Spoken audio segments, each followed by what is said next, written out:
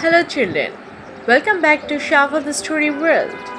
Today I'm going to read The Tale of Peter Rabbit by Beatrix Porter and David McPhail. Once upon a time, there were 4 little rabbits, and their names were Flopsy, Mopsy, Cottontail, and Peter. They lived with their mother in a sand bank underneath the root of a very big fir tree.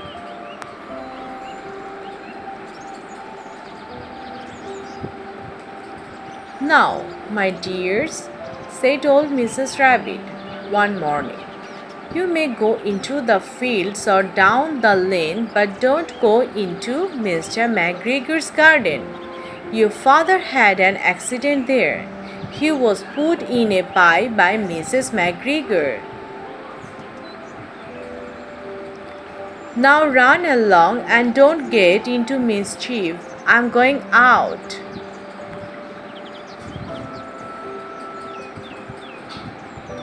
Then old Mrs. Rabbit took a basket and her umbrella and went through the wood to the baker's. She bought a loaf of brown bread and 5 currant buns. Flopsy, Mopsy, and Cottontail, who were good little bunnies, went down the lane to gather blackberries. But Peter, who was very naughty, ran straight away to Mr. McGregor's garden and squeezed under the gate.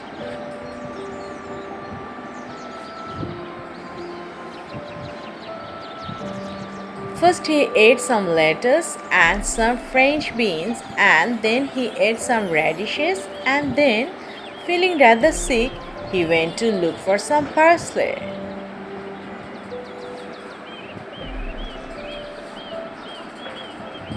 But round the end of a cucumber frame, whom should he meet but Mr. McGregor? Mr. McGregor was on his hands and knees planting out young cabbages, but he jumped up and ran after Peter, waving a rake and calling out, "Stop, thief!"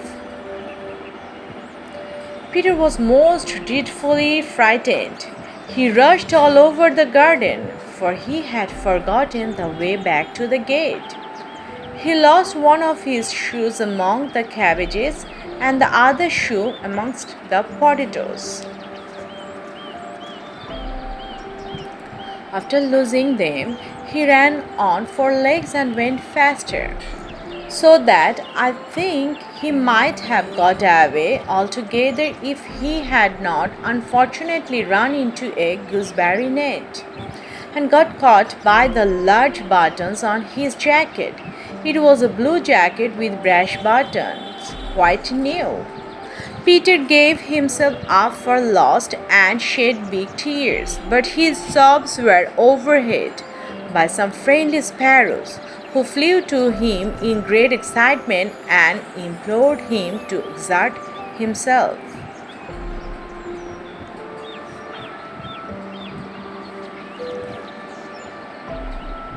Mr. McGregor came up with a sieve, which he intended to pop up on the top of Peter. But Peter wriggled out just in time, leaving his jacket behind him, and rushed into the tool shed and jumped into a can. It would have been a beautiful thing to hide in if it had not had so much water in it. Mr. McGregor was quite sure that Peter was somewhere in the tool shed, perhaps hidden underneath a flower pot. He began to turn them over carefully, looking under each.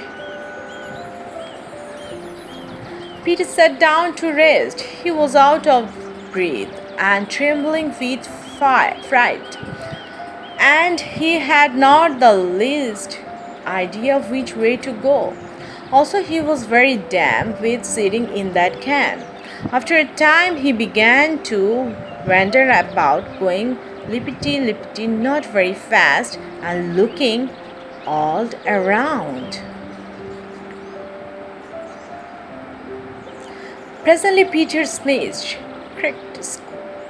Mr. McGregor was after him in no time and tried to put his foot upon Peter, who jumped out of a window, upsetting three plants. The window was too small for Mr. McGregor, and he was tired of running after Peter.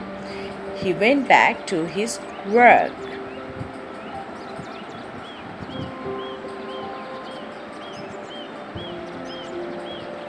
He found a door in a wall, but it was locked, and there was no room for a fat little rabbit to squeeze underneath. An old mouse was running in and out over the stone doorstep, carrying peas and beans to her family in the wood.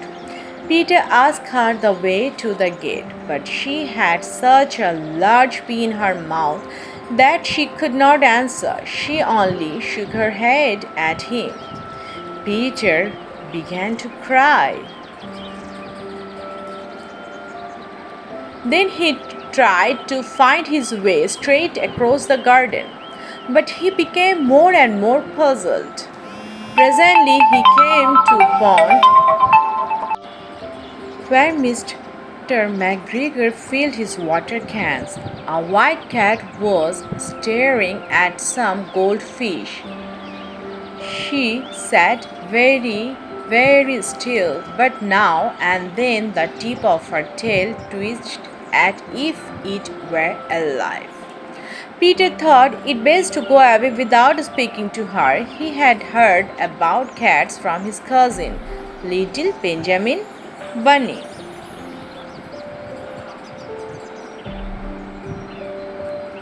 He went back towards the tool shed, but suddenly, quite close to him, he heard the noise of a hoe.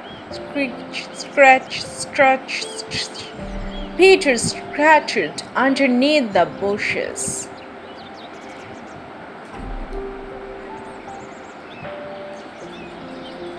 But presently, as nothing happened, he came out and climbed upon a wheelbarrow and peeped over.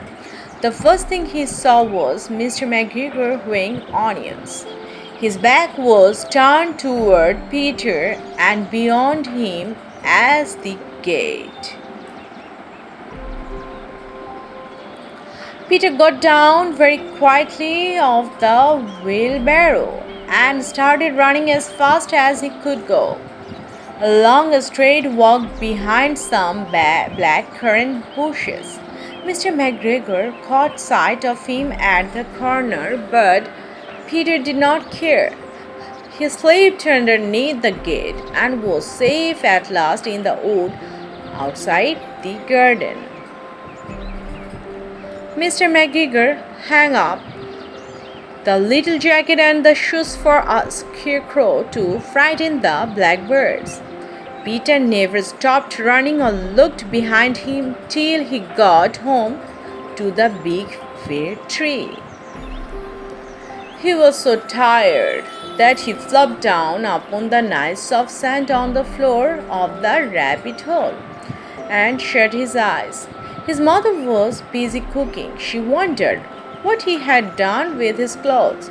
It was the second little jacket and pair of shoes that Peter had lost in a fortnight.